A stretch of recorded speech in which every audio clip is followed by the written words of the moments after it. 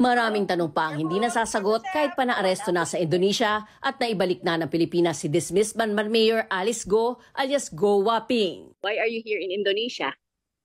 Because she refuses to.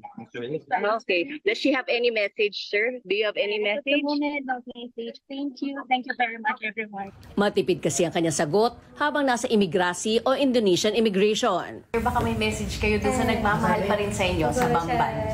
Maraming salamat at mahal na mahal ko rin po ang mga kababayan ko. Saan? Sa Bamban po. Nafe-feel nyo pa rin ba ang suporta galing sa kanila? Opo. Bakit po? In what sense? Hindi po muna ako sasagot ko sa ngayon po. Thank you po.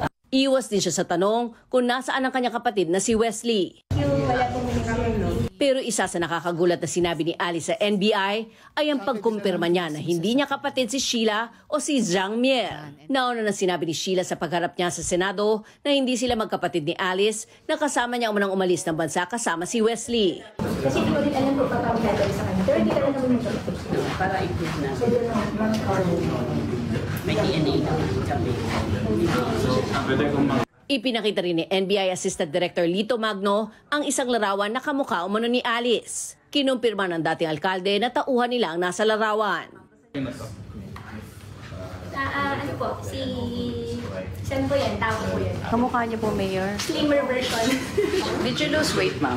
Parang hindi naman po. Pinapayuhan din siya ng DOJ na magsabi lamang ng katotohanan sa kanyang pagharap sa Senado sa Lunes. Well, iyan ay challenge sa kanya. Kung mag-open up siya, truth will set you free, no? But at the same time, whether she would become a state witness or not, it all depends on the degree of her participation. Kasi state witness ka, one of the requirements dyan, Christian, is kailangan you are the least guilty. Kasi yung false testimony at saka yung perjury, mababa lang yung penalty eh. And they're making a mockery of our justice system. Nauna na sinabi ng DOJ na patapos na ang kanilang investigasyon kaugnay sa kung sino-sino ang mga kasabwat na mga kawani ng pamahalaan na tumulong sa mga Go upang sila ay makalabas ng bansa. Z. Ana Ambrosio, ABS-CBN News.